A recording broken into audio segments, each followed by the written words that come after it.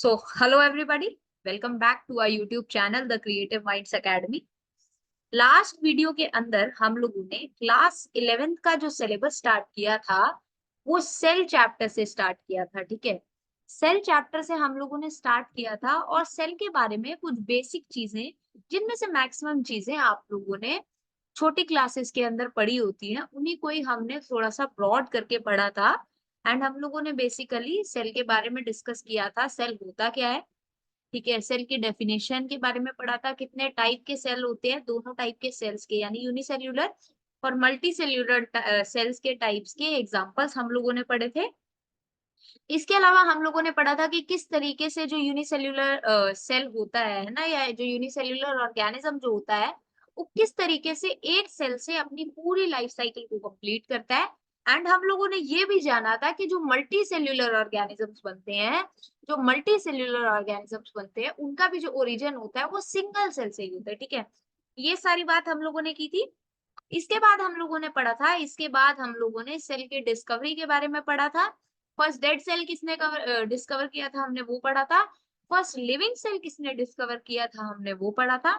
और उसके बाद में हम लोगों ने बात की थी सेल थ्योरी की। ठीक है, जिसके अंदर हम लोगों ने श्लेडन और श्वान के बारे में पढ़ा था। उन लोगों ने किस तरीके से सेल थ्योरी दी, जो उन्होंने हाइपोथेसिस या जो थ्योरी दी उसका लिमिटेशन क्या था, और उसको किस तरीके से रुडोल्फ विर्शो ने मॉडिफाई किया, और उसके बाद में जो फाइनल सेल थ्योरी जो आज हम लोग पढ़ते हैं वो थ्योरी बनी। ठीक है, तो ये सारा हम लोगों ने डिस्कस कर लिया था। ठीक है, और अगर आपकी एनसीईआरटी के अकॉर्डिंग चलें तो आपकी एनसीईआरटी के अकॉर्डिंग हम लोगों ने पहले दो जो सब टॉपिक्स आपके थे, ठीक है, पहले दो सब टॉपिक यानी व्हाट इज अ सेल और सेल थ्योरी, ये दो टॉपिक्स हम लोगों ने अभी तक कवर कर लिए। ठीक है, नेक्स्ट हम लोग पढ़ेंगे ओवरव्यू ऑफ द सेल। ठीक है, हम लोग क्या पढ़ेंगे, हम पढ़ेंगे ओवरव्यू ऑफ सेल। ठीक है, हम लोग सेल के ओवरव्यू के बारे में आप स्टार्ट करने वाले हैं। ठीक है, तो अगर आप लोगों ने इस वीडियो को आप लोग फर्स्ट टाइम देख रहे हैं, आप हमारे चैनल पे पहली बार आए हैं, तो मैं आपको रेकमेंड करूंगी कि इसी वीडियो का जो पार्ट 1 है यानी इसी चैप्टर का जो पार्ट 1 है आप लोग वो देखें एंड उसके बाद इस वीडियो पे आए। ठीक है, ऑल्दो वो बहुत ही बेसिक वीडियो है, बट अगर आप उसको 2x पे भी देख लेंगे तो आप 15 मिनट के अंदर, क्योंकि वो वीडियो अराउंड 32 मिनट्स की है, बट उसके अंदर आपके बेसिक्स जो है वो क्लियर हो जाएंगे। तो अगर आप 1.5 या 2x पे भी उस वीडियो को देखेंगे तो आप लोग ये जान लेंगे कि हम लोगों ने सेल के बारे में अभी तक क्या पढ़ा था। ठीक है, और आज की जो वीडियो रहने वाली है इससे हम लोग ओवरव्यू ऑफ सेल को स्टार्ट करेंगे। ठीक है, तो अगर आप हमारे चैनल के ऊपर नए हैं तो आप लोग हमारे यूट्यूब चैनल को सब्सक्राइब कर सकते हैं। एंड इसी चैप्टर के जो नोट्स रहेंगे ये वाले, उनका जो पीडीएफ है मैं अपने टेलीग्राम चैनल जो कि द क्रिएटिव माइंड्स एकेडमी के नाम से है, उसी टेलीग्राम चैनल के ऊपर मैं इस चैप्टर के नोट्स का जो पीडीएफ है या आगे आने वाले जितने भी इंपॉर्टेंट पीडीएफ्स या नोट्स होंगे उनके भी जो पीडीएफ्स रहेंगे वो मैं सारे अपने टेलीग्राम चैनल के ऊपर अपलोड करूंगी। तो आप लोग चाहें तो हमारे टेलीग्राम चैनल एंड हमारा जो डिस्कशन ग्रुप है उसको भी ज्वाइन कर सकते हैं। ठीक है, तो बिना देरी के आज आज वाले चैप्टर को हम लोग स्टार्ट कर लेते हैं। ठीक है, आज वाले चैप्टर को हम लोग स्टार्ट कर लेते हैं। सो सबसे पहले मैं ऊपर हेडिंग डाल रही हूँ ओवरव्यू ऑफ सेल। अगर आप चाहें तो नोट साथ के साथ भी बना सकते हैं, उसमें भी कोई प्रॉब्लम नहीं है, क्योंकि handwritten notes I believe वो सबसे अच्छे रहते हैं। ठीक है, क्योंकि अगर आप अपने हाथ से लिख रहे हैं ना, अगर मैं भी अपने हाथ से लिख रही हूँ तो मुझे क्या होगा ना, मेरे हाथ को भी वो चीज याद होगी, है ना, और अपना लिखा हुआ इंसान को पढ़ने में भी इजी रहता है। तो अगला आप लोग चाहें तो जैसे जैसे मैं आप लोगों को समझा रही हूँ आप लोग अपने नोट्स साथ के साथ भी प्रिपेयर कर सकते हैं, ताकि बाद के लिए आपके पास में कोई काम बचे ही ना और आप आराम से अपने नोट्स को रिवाइज कर सके। एंड नोट्स बनाने के बाद में या वीडियो देखने के बाद में आई विल हाईली रिकमेंड कि आप अपनी एनसीईआरटी को एक बार, आप अपनी एनसीईआरटी से जरूर एक बार गो थ्रू हो जाएं, ताकि आपके जितने भी कॉन्सेप्ट्स हैं वो दोबारा से रिवाइज हो जाए। ठीक है, तो ओवरव्यू ऑफ सेल की सबसे पहले हम लोग बात करेंगे। ठीक है, सबसे पहले हम लोग बात करेंगे ओवरव्यू ऑफ द सेल की। ठीक है, तो अभी तक आप लोगों ने सेल के बारे में बहुत ही बेसिक बेसिक चीजें जान ली। ठीक है, अच्छा अभी अगर आप लोगों ने 9th क्लास में आप लोगों ने सेल चैप्टर पढ़ा था तो उसके अंदर हम लोग एक ओनियन पील की बात करते थे। किसकी बात करते थे, ओनियन पील की बात होती थी। ठीक है, ओनियन पील की बात होती थी। अब ओनियन क्या होता है, it is a plant cell. Onion peel जो होगा या जो अनियन पील होगा, है ना, तो जो अनियन पील होगा वो क्या होगा, प्लांट सेल होगा। ठीक है, अब प्लांट सेल के अंदर क्या होता है, प्लांट सेल्स के अंदर एक सेल वॉल होती है, ठीक है। ये जो सेल वॉल होती है ना, ये जो सेल वॉल होती है, ये सिर्फ प्लांट सेल्स का करेक्टरिस्टिक फीचर्स होती है, क्योंकि एनिमल सेल्स के अंदर या ह्यूमन सेल्स के अंदर तो सेल वॉल नहीं होती, बट उनके अंदर क्या होती है। अच्छा, अगर हम लोग एनिमल सेल की बात करें तो एनिमल सेल में आप लोगों ने 9th क्लास में किसका जिक्र पढ़ा था? जिक्र आप लोगों ने पढ़ा था ह्यूमन चीक सेल।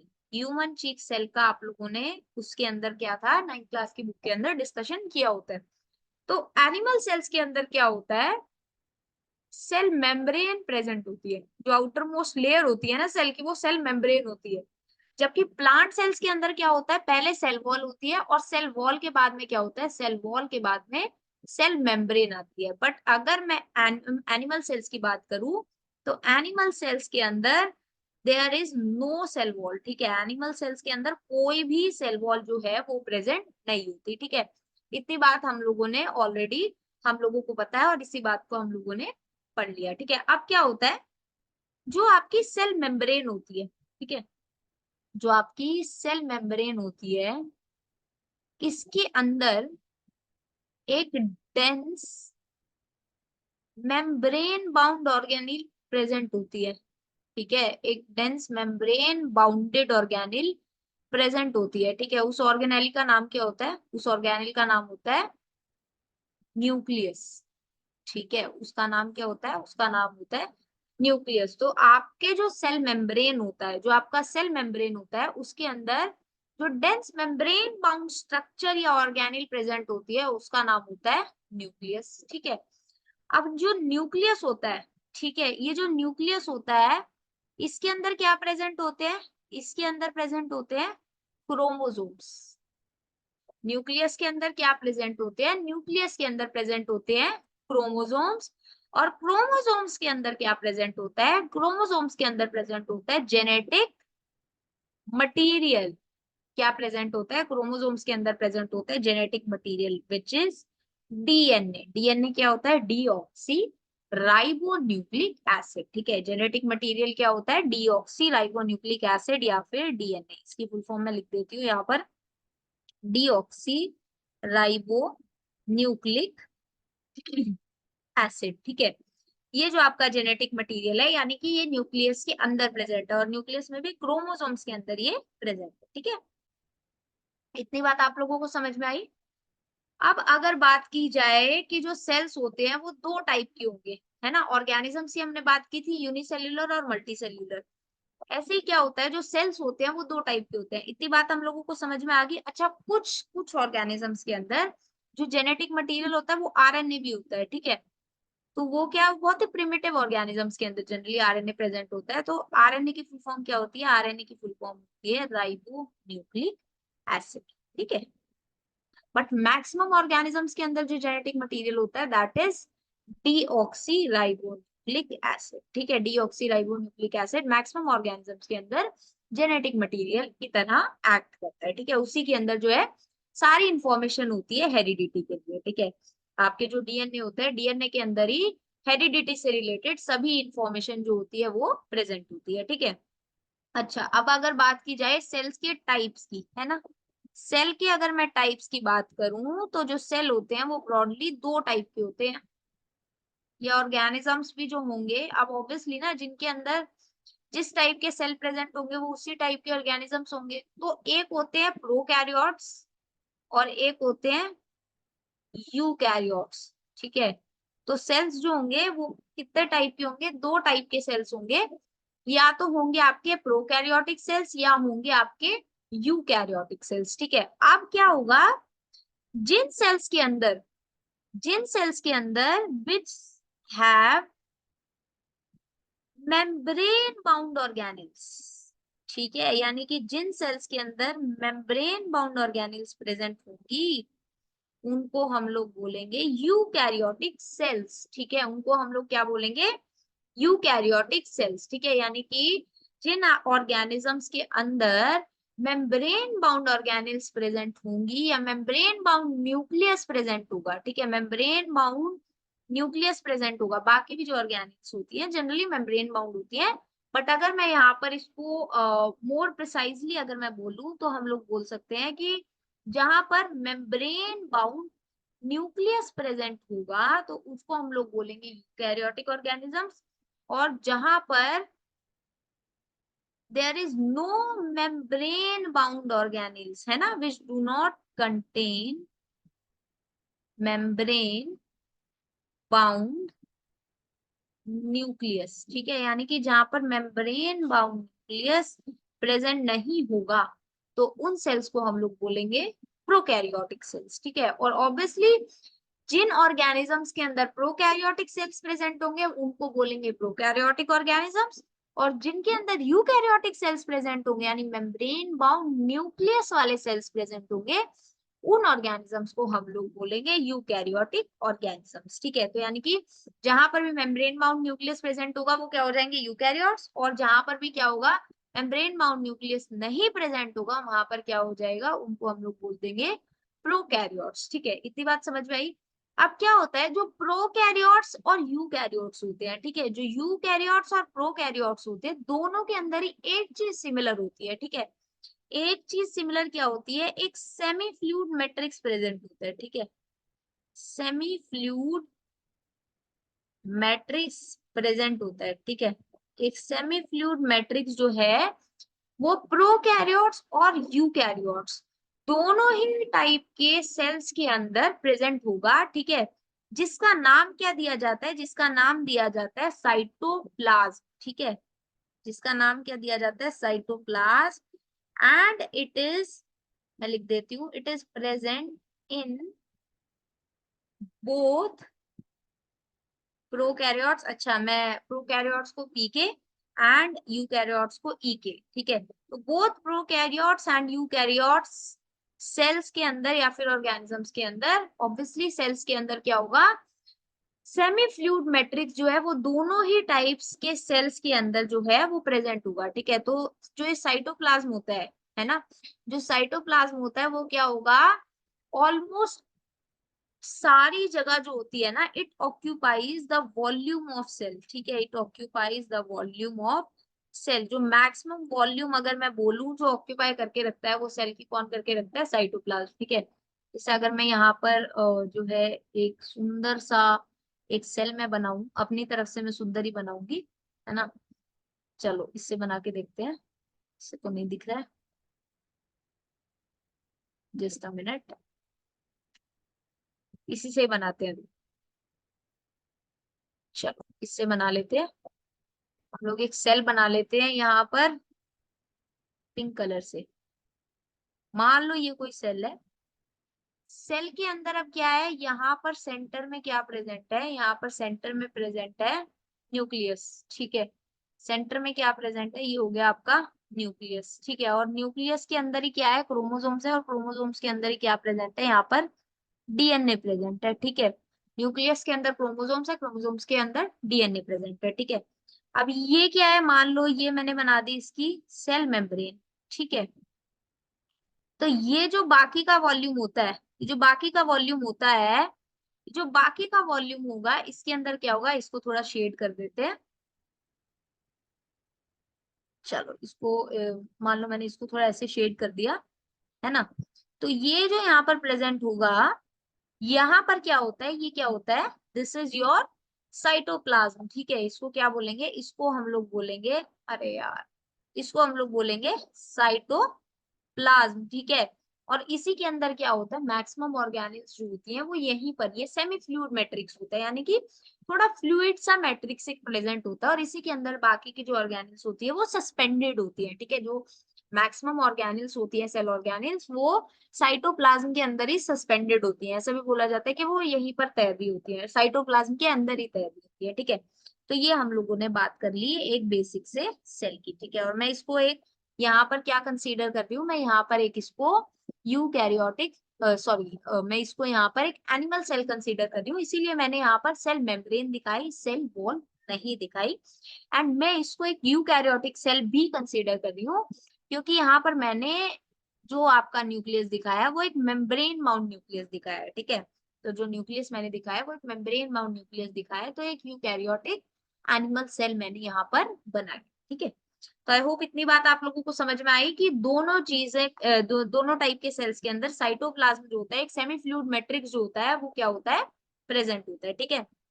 और ये जो साइटोप्लाज्मी होता है ना, ये जो साइटोप्लाज्मी होता है, अच्छा इसके बारे में अगर लिखें, साइटोप्लाज्म के बारे में, साइटोप्लाज्म, ठीक है।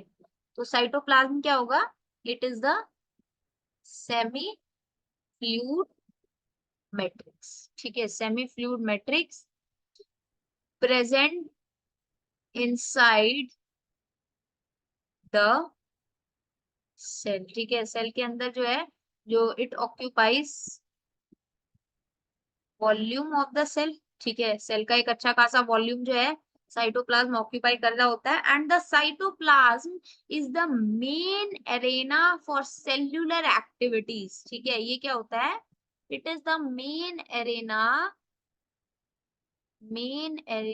For cellular activities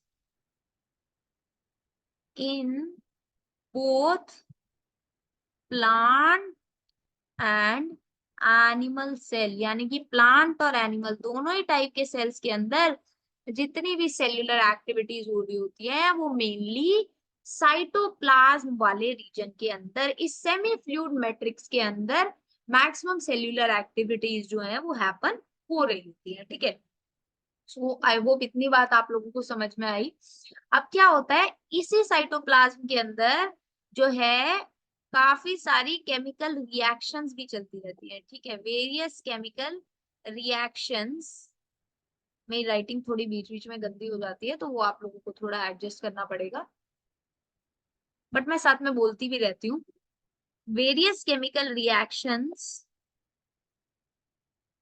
also take place in this region, ठीक है, ताकि क्या हो सके, अब ये केमिकल रिएक्शंस क्यों होती रहती है, ताकि जो सेल है ना, to keep the cell in its living state, ठीक है। आपकी एनसीईआरटी की सेम लाइन मैंने यहाँ पर बोली है, ठीक है।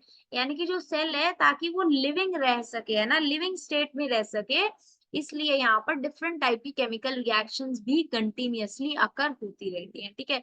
और ऑब्वियसली जितनी भी सेल्यूलर एक्टिविटीज होती है उनका जो मेजर जो मेन एरेना जो है, या जो मेन एरिया है सेल के अंदर, वो क्या होता है, वो आपका साइटोप्लाज्म होता है, ठीक है। सो आई होप इतना आप लोगों को समझ में आया। अभी तक हम लोगों ने क्या बात की, हम लोगों ने प्रोकैरियोटिक सेल्स की बात कर ली, और प्रोकैरियोटिक सेल्स के अलावा हम लोगों ने न्यूक्लियस के बारे में जान लिया। इसके अलावा हम लोगों ने साइटोप्लाज्म के बारे में थोड़ा सा डिटेल में हम लोगों ने जान लिया, ठीक है। अब इसके अलावा क्या होता है, अब मैंने बोला था ना कि न्यूक्लियस तो होता ही है ना, बट क्या होता है, और भी बहुत सारी मेम्ब्रेन बाउंड ऑर्गेनेल्स जो होती है यूकैरियोटिक सेल्स के अंदर प्रेजेंट होती है, ठीक है। तो जो आपके यूकैरियोटिक सेल्स होते हैं उनके अंदर मैक्सिमम जो सेल ऑर्गेनेल्स होती है वो मेम्ब्रेन बाउंड होती है, क्या होती है, मैक्सिमम सेल ऑर्गेनेल्स होती है वो क्या होती है, मेम्ब्रेन बाउंड होती है, ठीक है। Membrane bound organelles are present in eukaryotic cells, ठीक है। अब कौन कौन सी ऑर्गेनेल्स हो सकती हैं, ऑर्गेनेल्स हो सकती है एंडोप्लाज्मिक रेटिकुलम, ठीक है, ध्यान से सुनना है, आप साथ में नोट कर सकते हैं, अदरवाइज मैं तो लिखूंगी। Endoplasmic reticulum, Golgi apparatus, lysosomes, mitochondria, ठीक है। कौन कौन सी बोली मैंने बोली एंडोप्लाज्मिक रेटिकुलम, गोल्जी एपरेटस, ठीक है। इसके बाद मैंने क्या बोला, लाइसोसोम्स, ठीक है। इसके बाद हो सकता है आपका माइटोकॉन्ड्रिया, ठीक है। तो अभी मैंने कितनी ऑर्गेनेल्स आपको बताई, एंडोप्लाज्मिक रेटिकुलम, माइटोकॉन्ड्रिया, लाइसोसोम्स, और इसके अलावा गोल्जी कॉम्प्लेक्स। और कौन कौन सी हो सकती है, माइक्रो बॉडीज भी हो सकती हैं और वैक्यूल्स भी हो सकते हैं, ठीक है। और क्या क्या हो सकता है, और हो सकता है आपका माइक्रो बॉडीज एंड वैक्यूल्स, ठीक है। तो ये कुछ मेम्ब्रेन बाउंड ऑर्गेनेल्स जो है वो यूकैरियोटिक सेल्स के अंदर प्रेजेंट होती हैं, जबकि प्रोकैरियोटिक सेल्स के अंदर, ठीक है, जो प्रोकैरियोटिक सेल्स होते हैं इनके अंदर नो सच मेम्ब्रेन बाउंड, अब मैंने मेम्ब्रेन बाउंड को एम भी लिख दिया, ठीक है, क्योंकि वो बहुत बड़ा हो जाता है। No such membrane bound organelles are present, ठीक है। तो यानी कि ये सारी जो मेम्ब्रेन बाउंड ऑर्गेनेल्स है ये प्रोकैरियोटिक सेल्स के अंदर प्रेजेंट नहीं होंगी, ठीक है। ये क्या है, ये प्रोकैरियोटिक सेल्स के अंदर प्रेजेंट नहीं होंगी, ठीक है। आई होप इतना आप लोगों को समझ में आया। अब इसके बाद आता है, क्योंकि मैंने बोला था कि मैक्सिमम सेल ऑर्गेनेल्स क्या होती है, मेम्ब्रेन बाउंड होती है। मैक्सिमम बोला, सारी नहीं बोला, इसका मतलब कोई ना कोई ऐसी ऑर्गेनेल तो हो सकती है जो नॉन मेम्ब्रेन बाउंडेड भी हो। तो उसके अंदर क्या आते हैं, उसके अंदर आते हैं आपके राइबोसोम्स। क्या आते हैं उसके अंदर, आपके आते हैं राइबोसोम्स। मैं 2 स्लाइड्स और ऐड कर लेती हूँ पहले, then we will be talking about ribosomes, ठीक है। अब राइबोसोम्स क्या होते हैं, अब बात कर लेते हैं राइबोसोम्स की। राइबोसोम्स क्या होते हैं, they are non membrane bound organic, ठीक है। तो राइबोसोम्स क्या होते हैं, ribosomes non membrane bound organelle होते हैं, जो कि यूकैरियोटिक और प्रोकैरियोटिक सभी टाइप के सेल्स के अंदर प्रेजेंट होते हैं, ठीक है। ये क्या होते हैं, they are present in both eukaryote and prokaryotic cells, ठीक है। यानी कि यूकैरियोटिक और प्रोकैरियोटिक दोनों ही टाइप के सेल्स के अंदर जो है आपके राइबोसोम्स जो हैं वो प्रेजेंट होंगे, ठीक है। अब अगर सेल के अंदर भी बात करें, है ना, अगर सेल के अंदर भी मैं बात करूं तो जो राइबोसोम्स होते हैं वो साइटोप्लाज्म में तो मिलेंगे ही, ठीक है, साइटोप्लाज्म में तो मिलेंगे ही। इसके अलावा कहाँ कहाँ मिलते हैं, जो एनिमल सेल्स होंगे उनके अंदर माइटोकॉन्ड्रिया और रफ ईआर पे भी मिलेंगे, एंड प्लांट्स के अंदर क्लोरोप्लास्ट में भी मिलेंगे, ठीक है। अब क्या होगा, सेल के अंदर भी ये कहाँ कहाँ पे मिलेंगे, प्लांट्स के अंदर तो क्लोरोप्लास्ट में भी मिलेंगे, ठीक है। ठीक है, कहाँ कहाँ मिल रहे हैं, अच्छा सेल के अंदर साइटोप्लाज्म में तो मिल ही रहे, साइटोप्लाज्म में तो जो आपके राइबोसोम्स है वो मिल ही रहे हैं। इसके अलावा प्लांट्स के अंदर क्लोरोप्लास्ट में भी मिल रहे हैं, ठीक है। और कहाँ कहाँ पे मिल रहे हैं, माइटोकॉन्ड्रिया में भी मिल रहे हैं, यानी कि जो राइबोसोम्स है वो माइटोकॉन्ड्रिया में भी मिलेंगे। एंड रफ ईआर जो होता है, रफ एंडोप्लाज्मिक रेटिकुलम जो होता है, फिर जो एंडोप्लाज्मिक रेटिकुलम होता है उसके बारे में जब हम डिटेल में जानेंगे तो हम लोग को पता चलेगा कि जो एंडोप्लाज्मिक रेटिकुलम होता है वो 2 टाइप का होता है, एक स्मूथ एंडोप्लाज्मिक रेटिकुलम और दूसरा रफ एंडोप्लाज्मिक रेटिकुलम। अब स्मूथ और रफ क्यों होता है ये सारा हम लोग तभी बात करेंगे, बट अभी के लिए आपको ये जानना है कि जो राइबोसोम्स होते हैं वो रफ ईआर के ऊपर, यानी कि रफ एंडोप्लाज्मिक रेटिकुलम के ऊपर भी जो आपके राइबोसोम्स होते हैं वो क्या होते हैं, वो प्रेजेंट होते हैं, ठीक है। अब क्या होता है एनिमल सेल्स के अंदर, अगर मैं बात करूं, एनिमल सेल्स के अंदर अगर मैं बात करूं, एक और नॉन मेम्ब्रेन बाउंड ऑर्गेनेल होती है, ठीक है, एक और नॉन मेम्ब्रेन बाउंड ऑर्गेनेल, ठीक है। यहाँ लिख देती हूँ one more non membrane bound organelle present, ठीक है। एक और non membrane bound organelle present होती है, जिसका नाम क्या होता है, जिसका नाम होता है सेंट्रोजोम, जिसका नाम क्या होता है, सेंट्रोजोम। और वो किस में हेल्प करती है, वो हेल्प करती है सेल डिवीजन में, जो सेंट्रोजोम होता है, ठीक है, centrosome, and it helps in cell division. जो सेंट्रोजोम होता है ये किसमें हेल्प करता है, ये सेल डिवीजन के अंदर हेल्प करता है, ठीक है। जो सेंट्रोजोम होता है वो सेल डिवीजन के अंदर हेल्प करता है, और एनिमल सेल्स के अंदर ही ये जो सेंट्रोजोम होते हैं ये प्रेजेंट होते हैं, ठीक है।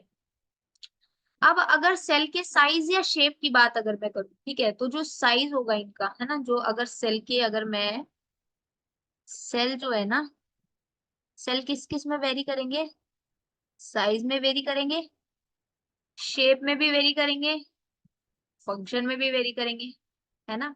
अब ऐसा थोड़ी ना है कि हर हर सेल जो होता है वो एक ही साइज का होता है, या हर सेल की शेप सेम होती है, या हर सेल सेम टाइप का फंक्शन भी परफॉर्म नहीं करता है, क्योंकि क्या होता है, डिफरेंट डिफरेंट जो सेल्स होते हैं वो क्या हो जाते हैं, अपने फंक्शंस के अंदर स्पेशलाइज हो जाते हैं। एंड कई बार क्या होता है, जो सेल्स होते हैं वो अपने फंक्शन के अकॉर्डिंग भी खुद को उसी टाइप की साइज या फिर उसी टाइप की शेप के अंदर भी वो क्या करते हैं, खुद को मॉडिफाई करते हैं। ठीक है, तो अभी अगर मैं बात करूं कुछ स्पेसिफिक टाइप ऑफ सेल्स के बारे में, ठीक है, कुछ स्पेसिफिक टाइप ऑफ सेल्स के बारे में मैं आपको यहाँ पर बताती हूँ, तो वो आप लोगों ने नोट करना है। ठीक है, अगर मैं बात करूं माइकोप्लाज्मा की, ठीक है, माइकोप्लाज्मा क्या होता है, जस्ट अ मिनट। तो जो माइकोप्लाज्मा होता है, माइकोप्लाज्मा जो होता है, it is the smallest cell. क्या होता है, it is the smallest cell. Mycoplasma क्या होता है आपका, माइकोप्लाज्मा को स्मॉलेस्ट सेल बोला जाता है। एंड इसकी लेंथ कितनी होती है, इसकी लेंथ होती है 0.3 माइक्रोमीटर लेंथ। ठीक है, 0.3 माइक्रोमीटर इसकी लेंथ होती है। ठीक है, नेक्स्ट अगर मैं बात करूं बैक्टीरियल सेल की, ठीक है, तो बैक्टीरियल सेल का जो साइज होता है, बैक्टीरियल सेल का जो साइज होता है, that is around 3 to 5 micrometre.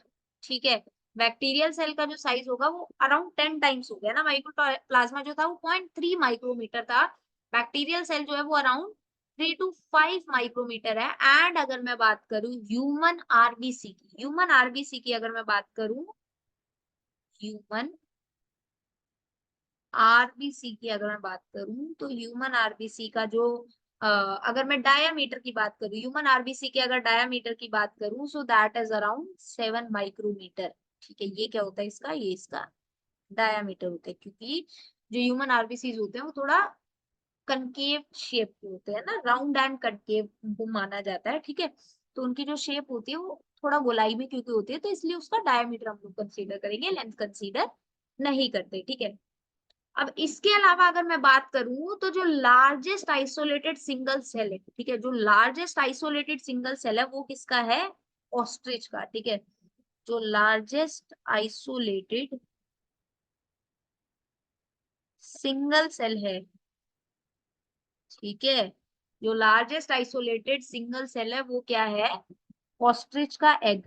ठीक है, ऑस्ट्रिच का एग। ठीक है, तो जो लार्जेस्ट आइसोलेटेड सिंगल सेल जो माना जाता है वो क्या माना जाता है, एग ऑफ ऑस्ट्रिच। और जो नर्व सेल होते हैं, जो नर्व सेल होते हैं, they are also some of the longest cells. ठीक है, यानी कि some of the longest cells के अंदर नर्व सेल्स का भी नाम जो है वो कंसीडर किया जाता है। ठीक है, सो आई होप इतना आप लोगों को समझ में आया। अब ये हम लोगों ने बात कर ली साइज की, डिफरेंट टाइप के सेल्स के साइज की हम लोगों ने बात कर ली। लॉन्गेस्ट आइसोलेटेड सिंगल सेल या लार्जेस्ट जो था उसकी बात कर ली, लॉन्गेस्ट के अंदर नर्व सेल की बात कर ली, स्मॉलेस्ट के अंदर माइकोप्लाज्मा की बात कर ली, ह्यूमन आरबीसी के डायमीटर की बात कर ली, और बैक्टीरियल सेल की साइज की या फिर उसकी लेंथ वगैरह की हमने बात कर ली। ठीक है, अब बात करते हैं कुछ पर्टिकुलर टाइप ऑफ सेल्स की शेप की। ठीक है, जिनकी जो है अगर मैं बात करूँ ना, आपके जो डायग्राम जो आपके एनसीईआरटी के अंदर दिया हुआ है, उसी डायग्राम के डेटा के अकॉर्डिंग जो है मैं आप लोगों को जो है डिफरेंट डिफरेंट जो है शेप्स बता रही हूँ। ठीक है, तो क्या होता है, आप जो है अगर शेप की बात करी जाए तो शेप जो होगी वो किस किस तरीके की शेप आपके जो आपके सेल्स हैं उनकी हो सकती है ना, उसकी बात कर लेते हैं। ओके, सो अब अगर मैं बात करूं शेप ऑफ सेल्स, ठीक है, तो शेप ऑफ सेल्स की अगर मैं बात करूं तो शेप किस किस तरीके की हो सकती है ना, आप बताओ। शेप हो सकती है डिस्क लाइक शेप हो सकती है सेल्स की, पॉलीगोनल शेप हो सकती है ना, लिखते चलते हैं यहाँ पर, शेप कौन कौन सी हो सकती है, डिस्क लाइक, अच्छा इसके अलावा पॉलीगोनल शेप हो सकती है, अच्छा क्यूबॉइडल शेप भी हो सकती है, ठीक है, क्यूबॉइडल शेप हो सकती है, या फिर आपके कॉलमनर सेल्स भी कुछ जो होते हैं वो प्रेजेंट होते हैं। ठीक है, और कौन कौन सी शेप हो सकती है, कुछ जो होते हैं वो थ्रेड लाइक भी होते हैं। ठीक है, कुछ जो होते हैं वो थ्रेड लाइक होते हैं, एंड कुछ की शेप जो होती है वो इरेगुलर होती है, जैसे कि अमोवर्ड सेल्स की। ठीक है, तो कुछ क्या हो सकते हैं, कुछ इरेगुलर भी हो सकते हैं, यानी इरेगुलर शेप हो सकती है। इरेगुलर का मतलब क्या होगा, इरेगुलर का मतलब होता है कि डिपेंडिंग अपॉन द फंक्शन उनकी शेप जो है वो चेंज होगी। ठीक है, ये हो सकता है। ठीक है, अब क्या हो जाता है, जो शेप्स होती है, shape can vary according to the function performed by the cells, ठीक है, यानी कि जो सेल्स की शेप होगी वो वेरी कर सकती है अकॉर्डिंग टू द फंक्शन जो वो पर्टिकुलर टाइप ऑफ सेल्स जो है वो परफॉर्म कर रहे हैं, ठीक है। सो ये हम लोगों ने बात कर ली। अच्छा चलो, अब कुछ पर्टिकुलर सेल्स की हम लोग क्या कर लेते हैं, उनकी शेप्स को हम लोग डिस्कस कर लेते हैं, ठीक है। तो आप लोग चाहे तो जो डायग्राम एनसीईआरटी के अंदर दिया हुआ है ना, मुझे डायग्राम नंबर एग्जैक्टली याद नहीं है, बट जो डायग्राम दिया हुआ है एनसीईआरटी के अंदर, आई गेस फर्स्ट डायग्राम जो दिया हुआ है वो ये शेप का ही दिया हुआ है। तो आप लोग उसको जाके एक बार देख भी सकते हो, क्योंकि यहाँ पर मैं सिर्फ डेटा मेंशन कर रही हूँ, ठीक है। मैं कल इसके अंदर जो है वो एनसीईआरटी की फोटो लेके उसको भी अटैच कर दूंगी पीडीएफ के अंदर, तो आप उसको भी देख सकते हैं। बाकी आप लोग एक बार जाके अपनी एनसीईआरटी के अंदर भी जो है वो शेप्स को जरूर देख लेना, ठीक है। तो सबसे पहले अगर मैं बात करूं, अच्छा हेडिंग डाल लेते हैं यहाँ पर, शेप ऑफ सम सेल्स, ठीक है। सबसे पहले अगर मैं बात करूं, मैं बात कर लेती हूँ आरबीसीज की या फिर रेड ब्लड सेल्स की। रेड ब्लड सेल्स कैसे होते हैं? रेड ब्लड सेल्स जो होते हैं they are round and concave, ठीक है। कैसे होते हैं? राउंड और कनकेव जो होते हैं आपके ह्यूमन आरबीसीज होते हैं, ठीक है। यानी कि किस तरीके के होंगे, मैं थोड़ा यहाँ बना के दिखा देती हूँ। ऐसे होंगे या तो, या फिर कुछ ऐसे हो सकते हैं, ठीक है। मेरी ड्राइंग थोड़ी गंदी है बट फिर भी ये ठीक है, समझ में आ रहा है।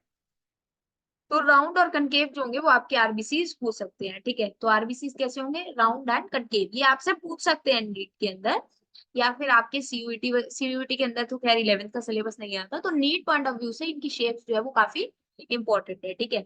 अब अगर मैं बात करूं व्हाइट ब्लड सेल्स की, तो व्हाइट ब्लड सेल्स जो होंगे, व्हाइट ब्लड सेल्स जो होंगे ये होते हैं आपके अमीबॉइड शेप के, ठीक है। जो आपके व्हाइट ब्लड सेल्स होंगे that will be amoeboid in shape. कैसे होंगे? Amoeboid in shape. अमीबॉइड का मतलब क्या होगा? यानी कि कोई फिक्स शेप नहीं होगी, है ना। यानी कि कुछ ऐसे हो सकते हैं, या फिर हो सकता है कुछ ऐसे बन रखे हो, या फिर थोड़ा ऐसे बन रखे हो, तो वो किसी भी टाइप की थोड़ा अमीबॉइड शेप हो सकती है, ये ठीक है।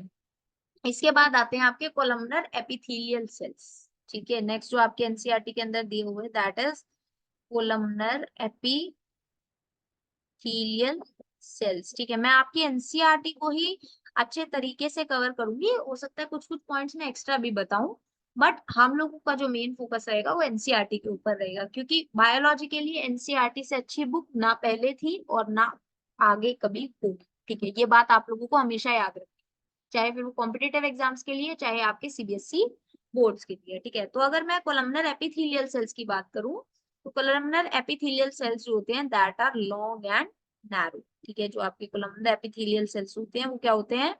वो लॉन्ग यानी लंबे होंगे और थोड़े नैरो होंगे शेप के अंदर, ठीक है। लंबे होंगे और थोड़े नैरो होंगे, यानी कि अगर मैं बात करूँ थोड़ा इस तरीके से जो है हो सकता है उनकी शेप, ठीक है।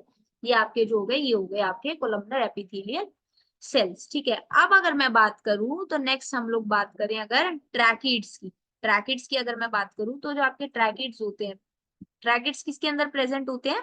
प्लांट्स के अंदर प्रेजेंट होते हैं।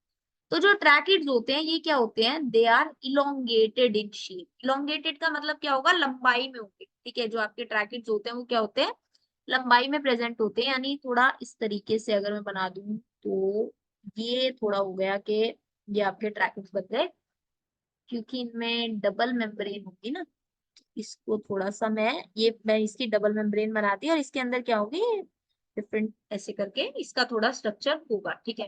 तो मेरे को लग रहा है कि आप लोगों को समझ में आ गया होगा थोड़ा देख के। नेक्स्ट अगर हम लोग बात करें नर्व सेल्स की, ठीक है। तो नर्व सेल्स क्या होते हैं? मैंने बताया ना, लॉन्गेस्ट सेल्स जो माने जाते हैं वो नर्व सेल्स माने जाते हैं। तो नर्व सेल्स क्या होंगे? नर्व सेल्स जो होंगे they are branched and long, यानी कि एक तो ब्रांचेस निकली हुई होती है नर्व सेल्स की, और इसके अलावा क्या होता है? दे आर लॉन्ग, ठीक है। वो क्या होते हैं? लंबाई में होते हैं, ठीक है। यानी नर्व सेल की अगर मैं थोड़ा आपको अगर मैं बना के दिखाऊं, अगर मैं न्यूरॉन की बात करूं तो न्यूरॉन कुछ ऐसा जो है प्रेजेंट होता है, ठीक है। यानी वो लंबा भी होगा और क्या होगा, यहाँ पे सेंटर में थोड़ा न्यूक्लियस प्रेजेंट होगा, और तो काफी रफ डायग्राम है बट ये आप लोग को समझ में आ रहा होगा। लंबाई में होगा एंड क्या होगा, इसकी ब्रांचेस निकली हुई होती है, ठीक है। इसकी क्या होती है? ब्रांचेस निकली हुई होती है, ठीक है। इसके अलावा जो है आपके एक और सेल्स दिए हुए हैं, दैट इज मीजोफिल सेल्स। ठीक है, अब जो मीजोफिल सेल्स होते हैं वो क्या होते हैं, राउंड एंड ओवल।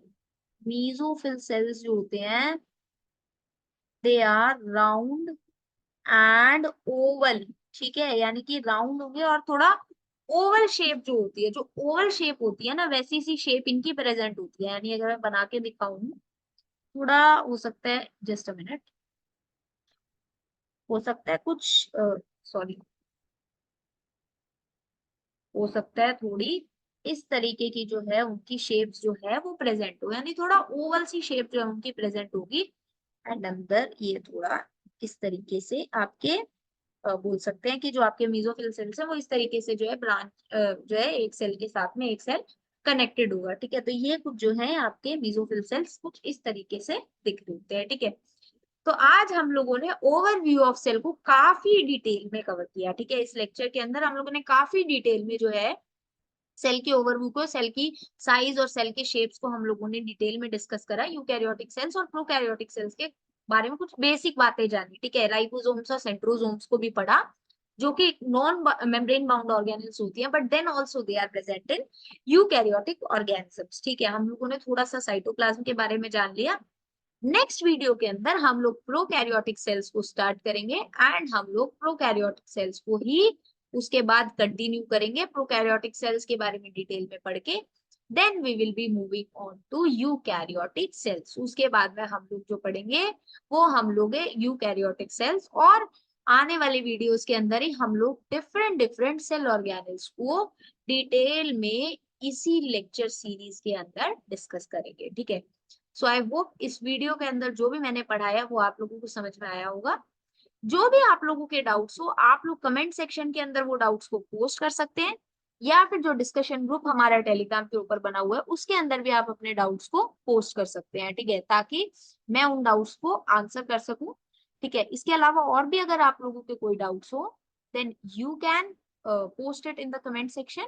अगर आप लोगों ने हमारे चैनल पे पहली बार विजिट करा है, then I am saying it again, please do subscribe to our channel. ठीक है, यही आप लोगों का बिगेस्ट सपोर्ट अभी रहेगा, क्योंकि चैनल अभी इनिशियल फेजेस के अंदर है। तो आप लोगों का बिगेस्ट सपोर्ट यही रहेगा कि आप लोग हमारे चैनल को सब्सक्राइब कीजिए, हमारे टेलीग्राम चैनल को ज्वाइन कीजिए, एंड आप लोग हमें इंस्टाग्राम पर भी फॉलो कर सकते हैं। ठीक है, आप लोग को वीडियो अच्छी लगी हो, then please do like the video and share it with your friends. मिलेंगे आपसे नेक्स्ट वीडियो के अंदर। Till then keep learning.